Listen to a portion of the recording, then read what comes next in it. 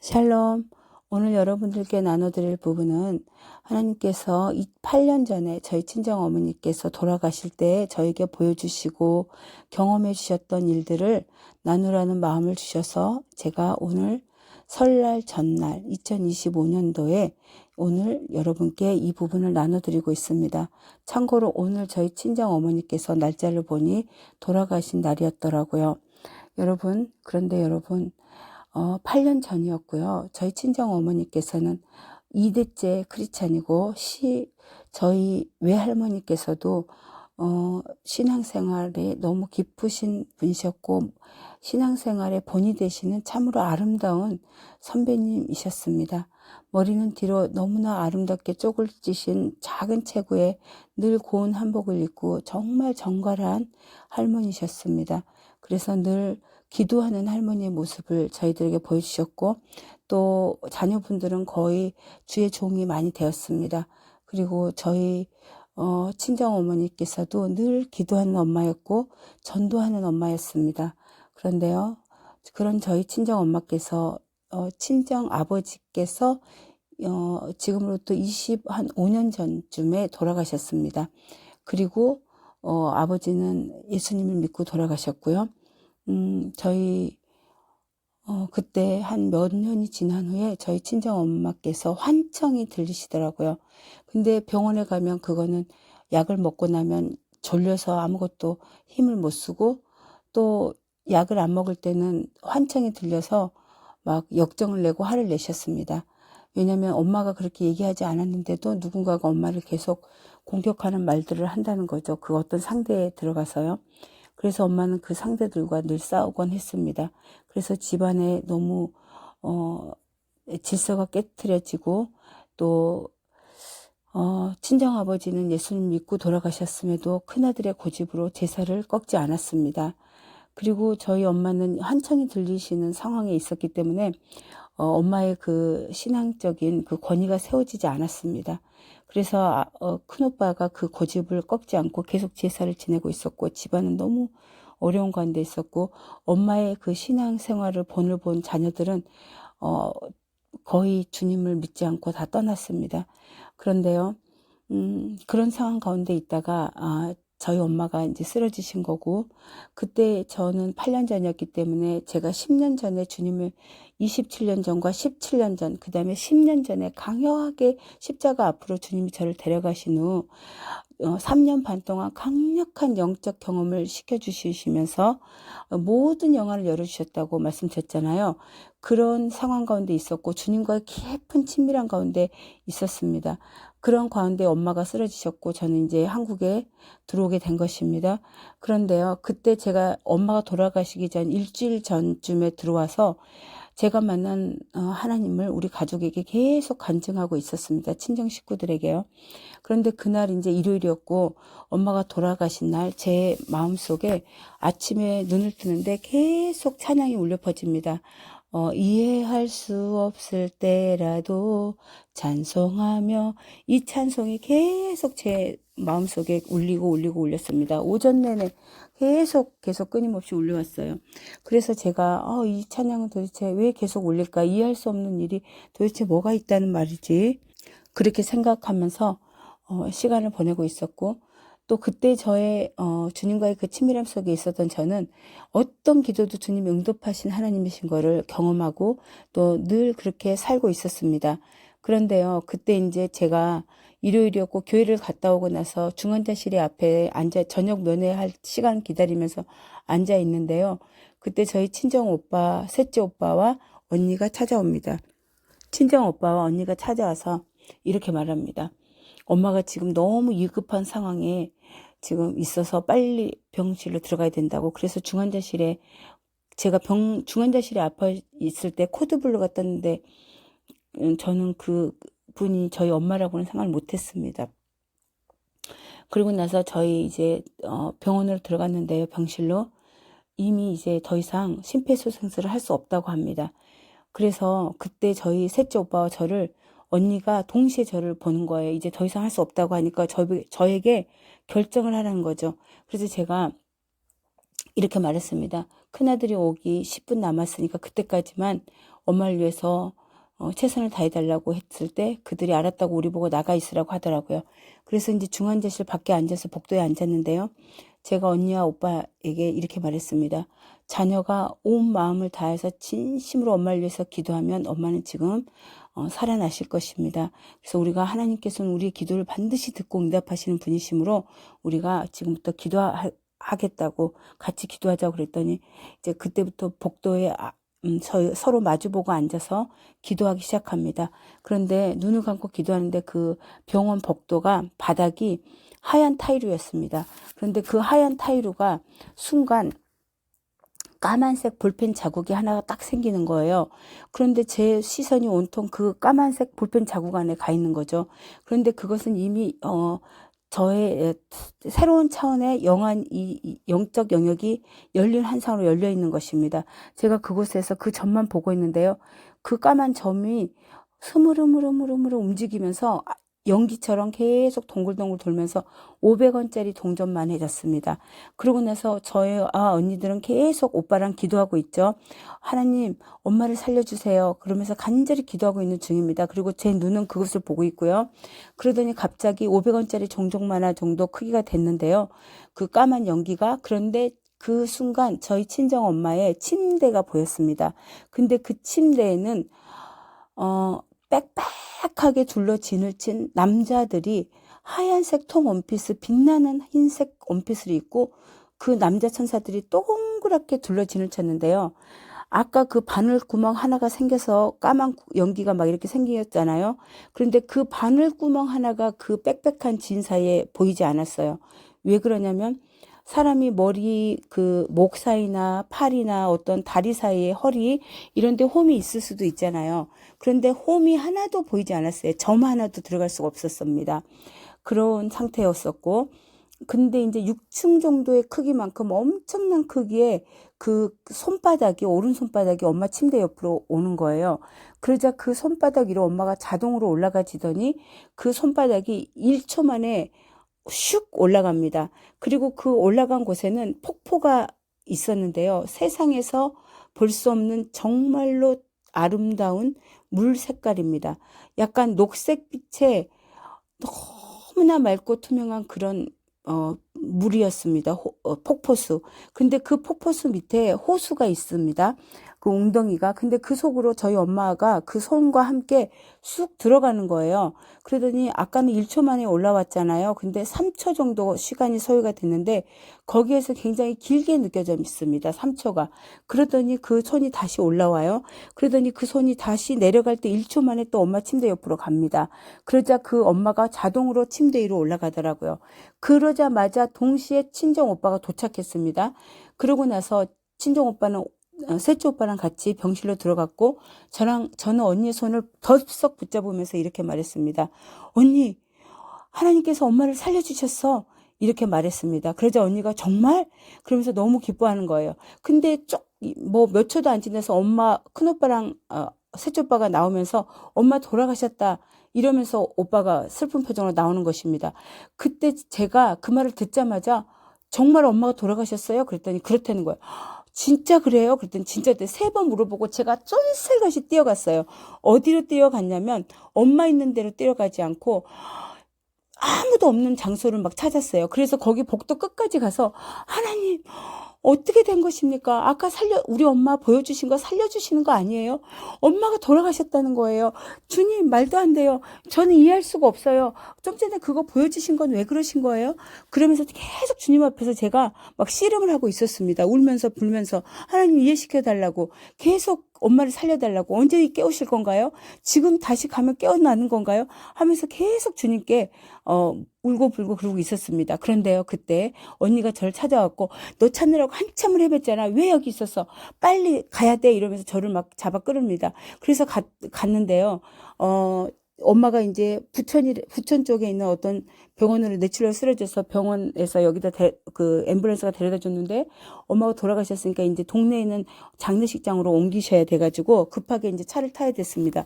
그런데 저는 이제 큰오빠랑 같이 차를 타고 돌아가게 됩니다. 그런데 큰오빠가 제가 말씀드렸지만 너무나 고집이 세고 누구 말도 듣지 않은 아주 온고집에 그 제사를 끝까지 아버지께서 예수님을 믿고 돌아가셨는데도 그렇게 포기하지 않고 제사를 지냈습니다.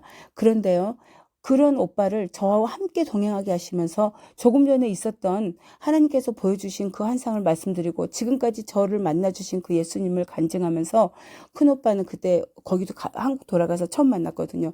그러면서 계속 제가 말씀을 드리고, 우리가 부모 앞에서 이 세상에 그 어떤 자식도 부모 앞에서 효자는 없습니다. 왜냐하면 그 부모의 사랑보다 우리가 자녀가 부모를 사랑할 수는 없기 때문입니다. 그래서 우리 모두는 잘한 자도 없고 못한 자도 없어요. 조금 더 잘할 수도 있었겠죠. 그렇지만 그것은 우리 부모 사랑 앞에서 아무것도 아닙니다. 그래서 우리는 다 불효자이기 때문에 네가 잘냈네, 내가 잘났네, 네가 좀 더 잘했네, 못했네, 이거 따지지 맙시다. 그리고 엄마는 정말 예수님을 믿으셨고 그랬기 때문에 이제 그거 제사 지내는 걸로 엄마 마지막 가는 길 하지 말아주셨으면 좋겠습니다.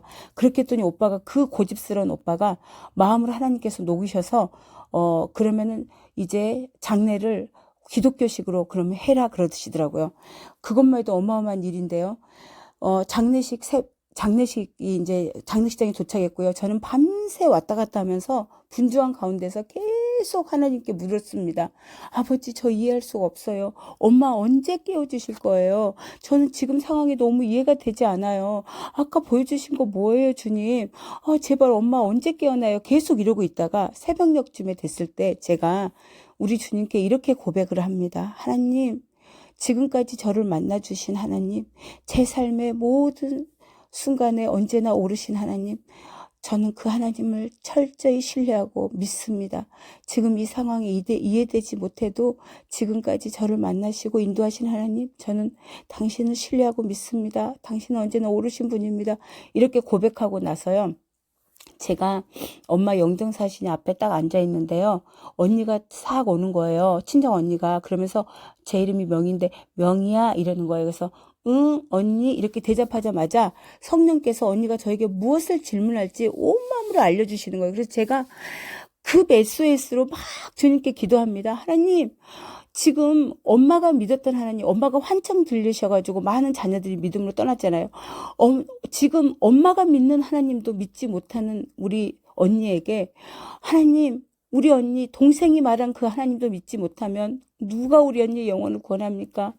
주님 도와주세요. 언니의 영혼을 살려주세요. 하고 계속 주님께 애써했었어요. 주님, 지금 이 상황을 저도 전혀 이해할 수 없습니다. 그런데 제가 언니에게 뭐라고 대답을 해줄까요? 하나님, 우리 언니의 영혼을 살려주세요. 하면서 계속 SOS를 쳤습니다.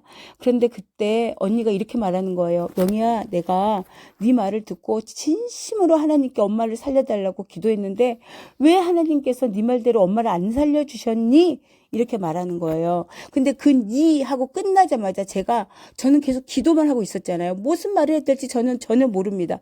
그런데 제가 말을 하고 있는 거예요. 언니가 니 하자마자, 언니, 엄마가 1000년을 살 거야. 몇 억 년을 사실 거야.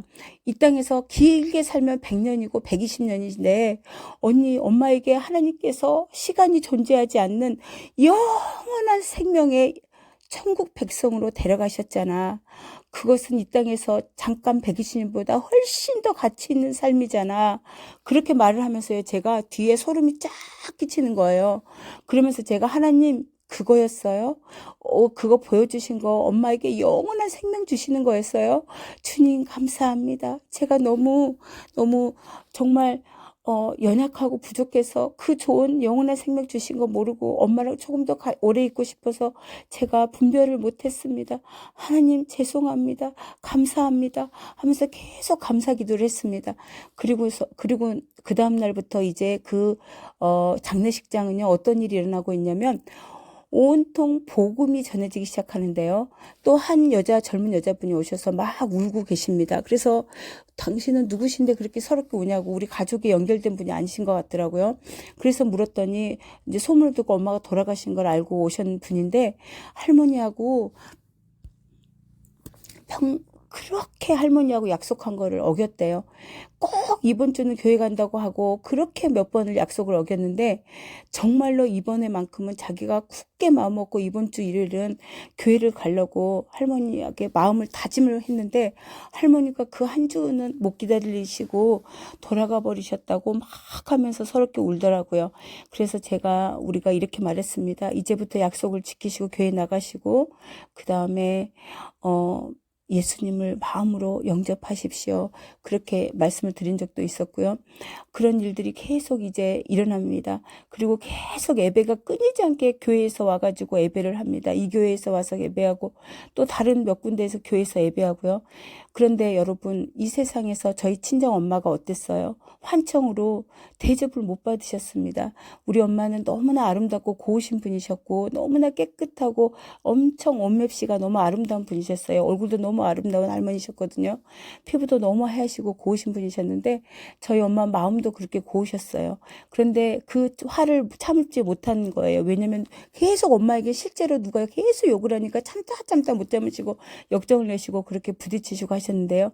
그렇게 화가 나면 교회 예배도 방해가 됐었고 또 사람들과 또 사이가 막 안 좋아지고 그랬습니다. 그래도 기회가 있을 때마다 엄마가 정신이 돌아오면 하나님께 기도하면서 복음을 위해서 열심히 전도했던 엄마십니다. 그런데요, 우리는 겉모습을 보고 상황을 보지만 하나님의 마음의 중심을 보시잖아요. 그런데 그런 우리 엄마를 불쌍히 여기신 주님께서 마지막 이 땅에서 생명 다한 날, 이 장례식을 어떻게 치러주셨냐면 국장을 치러주셨습니다. 저희 엄마의 고향이 섬인데요.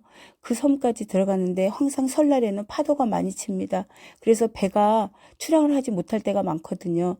그런데 그것을 다 사용하셔서 하나님께서 5일장 국장으로 치르게 하시더라고요. 그래서 엄마가 가시는 곳곳마다 복음이 전해졌고요.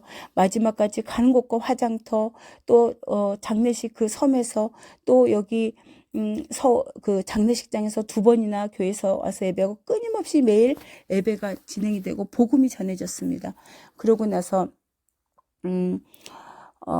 제가 그런 일들이 실제로 우리는 저는 엄마가 돌아가시면서요. 제가 지금 외국인 사역을 하고 있는데요. 정말 처음에는 너무나 주님의 손길이 필요한 정말 가난하고 정말로 하나님의 손길이 필요한 너무나 마음적으로 힘든 친구들이 많이 찾아왔습니다. 그때 제가 저희 친정 엄마를 생각하면서 우리는 그 누구도 하나님의 집에 찾아온 그 누구를 가라오라 할 수 없고 감사함으로 최선을 다해서 하나님 사랑을 전해주는 그 길밖에 없구나를 배웠습니다. 그런데요, 여러분은 어떻게 하고 계십니까? 여러분의 교회에 정말 하나님의 손길이 필요한 자, 우리가 보기에는 이해할 수 없을지라도 그 하나님을 대하듯이 여러분 대해주고 계십니까? 여러분 그 사람의 마음의 중심을 보시고 하나님은 겉모습 보지 않으십니다. 여러분 우리가 이 땅에서 생명 다하면 우리가 천국에 가면요 그분들을 다 만나게 됩니다. 그분들이 우리보다 더 해같이 빛난 자리에 있을지 우리는 알지 못합니다. 여러분 우리에게 주어진 시간들에 만나는 모든 사람들을 주님의 사랑으로 대해 주십시오. 또 그리고요 우리 주님께서 명절이 되면요 저희 큰오빠 너무 고집이 셌었잖아요. 그런데 그때마다 너무나 마음이 믿는 자와 믿지 않은 자의 불협화음으로 사랑하는 형제 자매가 너무나 아름답지 못한 시간들을 보내고 헤어지곤 했습니다. 그런데 여러분의 가정은 어떠십니까?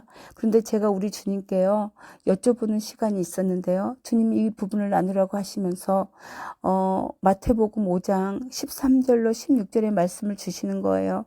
그때 어떤 말씀이냐면요. 너희가 땅의 소금이잖아. 그런데 소금이 그 맛을 잃으면 무엇으로 짜게 할 거야. 쓸모 없어져서 소금이 버려져. 사람들의 밟힐 뿐이야. 이 말씀이 13절에 있잖아요.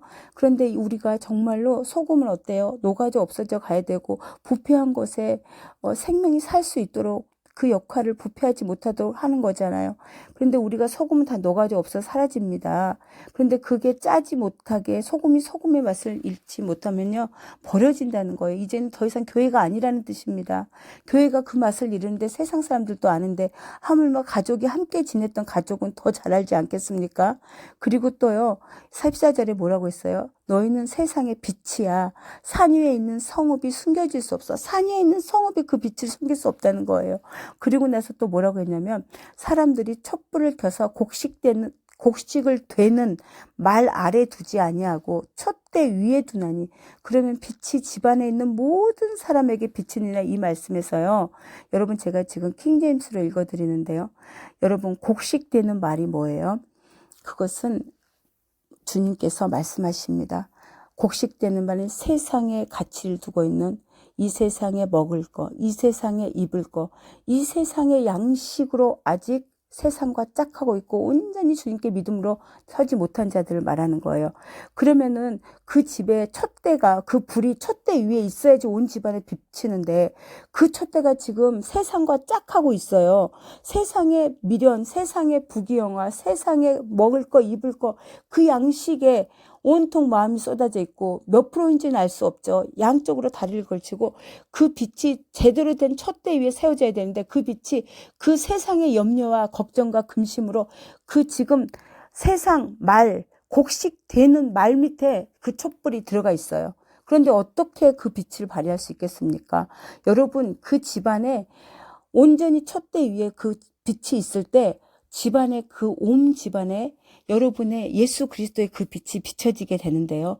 아직도 여러분 삶 가운데 그 가정에 불협화음이 있습니까? 여러분의 사랑하는 형제 자매 여러분이 빛을 비춰서 구원을 해야 되잖아요. 그런데 그 권위가 왜 안 세워집니까? 아직도 여러분 점검해 보십시오. 세상의 염려와 그 세상의 양식에 먹을 거 입을 거에 염려하여 세상과 짝하고 계십니까? 그래서 여러분의 빛이 가족에게 온전히 비춰지지 않는 그런 상황에 놓여 있습니까? 자, 여러분 형제 자매들은요. 여러분의 모든 영적 상태를 더 잘 압니다. 왜냐하면 여러분을 그 누구보다도 잘 알기 때문이에요. 세상에 나가서는 속일 수 있어요. 그럼직하고 거룩한 척해도 빛이 있는 척해도 하지만 내 가족 안에서는 절대 못 속입니다. 가족이 더 빨리 알잖아요. 그런데 정말로 이 세상 거 내려놓고 오직 하나님께 고정되어 그 빛을 바라는 자라면 촛대 위에 온전히 그 빛을 바라고 있다면 어떻게 내 가정, 내 형제가 그 빛 가운데 그 하나님의 빛을 보지 못하겠어요. 그리고 나서 16절에 뭐라고 되어 있는지 아십니까? 그러므로 너희의 빛이 사람들 앞에 비치게 하여 그들로 너희의 선행을 보게 하고 또 하늘에 계신 너희 아버지께 영광을 돌리게 하라. 이렇게 나와 있습니다. 여러분 저를 비롯해서 오늘 이 음성을 듣는 모든 분들 오늘 또 제사 문제로 형제 자매의 마음 상하고 갈등하고 가족이 모여서 기뻐해야 되는데 기쁨으로 하나 되지 못하십니까? 여러분 크리스찬 여러분 세상 사람들은 몰라서 그렇다고 칩시다. 그럼 우리는 빛의 자녀로서 그 빛을 온전히 촛대 위에 세워서 바라십시오. 세상의 염려나 이 땅에 먹을 거 입을 거 그 욕심으로 양 다리를 걸치고 그 빛을 촛대에 세우지 않고 곡식탄 밑에 곡식되는 말 밑에 세워서 그 빛을 바라지 못한다면 어떻게 그 빛이 비춰져서 우리의 입술의 말에 예수 그리스도의 그 권위가 세워질 수 있겠습니까? 여러분 오늘 이 음성을 듣게 하신 저와 여러분 모두에게 정말로 촛대에 온전한 우리 예수 그리스도인의 빛을 세우셔서 가족에게 환히 비추고 더 나아가 세상의 빛이 되는 여러분들이 되시기를 저와 여러분들이 되기를 원합니다. 여러분 감사드리고요. 여러분 그러려면 우리가 어떻게 해야 될까요? 우리가 세상에 온전히 세상 거 다 내려놓고 하나님께 고정된 삶으로 그 믿음으로 나아가는 삶은 어떤 삶일까요? 온전한 빛을 바라는 삶은 어떤 삶일까요? 우리가 누군가를 신뢰하려면 그 상대를 만나야 됩니다. 여러 편에 걸쳐서 여러분께 나눠드렸죠. 그 상대가 누구입니까? 그분을 신뢰하는 우리 주님을 만나야 되겠죠. 어디서 여러분은 어디서 어떻게 그 주님을 만나고 있으십니까? 말씀 안에서 만나고 계십니까? 그런데 정말 중요했던 건 저는 너무나 신앙생활 열심히 했었고요. 그런데 그 말씀을 열심히 봤습니다. 그런데 제가 말씀을 지식으로 너무나 많이 봤더라고요. 그런데 진짜 우리가 주님을 만나고 나면요. 말씀도 살아있는 말씀으로 여러분께 역사할 것입니다. 그리고요, 여러분, 우리가 말씀을 많이 한다 해서 그 말씀을 사람의 방법으로 해석해서 교만해지면 안 됩니다. 우리는 겸손해야 됩니다. 우리 주님이 우리에게 생각을 주지 않으면 우리는 아무것도 알 수 없고요. 우리가 성경의 지식을 아무리 많이 알고 있다 하더라도 우리가 참 빛으로 바라지 못한다면 하나님 보시기에는 아무것도 아닌 것입니다. 여러분의 마음의 중심이 어디 있습니까? 여러분, 오늘 이 음성을 듣는 모든 분들께서 주님 친밀함의 대상인 그 주님을 만나시고요. 인격의 그 주님을 구하시고 찾으시고 만나셔서 그분과 친밀함 속에서 그분을 철저히 만나며 그분과의 관계 속에서 그분을 신뢰하면서 정말 예수님의 빛을 환히 비치는 여러분들이 되셔서 가족은 물론이고, 다시 한번 말씀드립니다. 세상을 비치는 빛이 되시기를 예수 이름으로 축복드립니다. 감사합니다.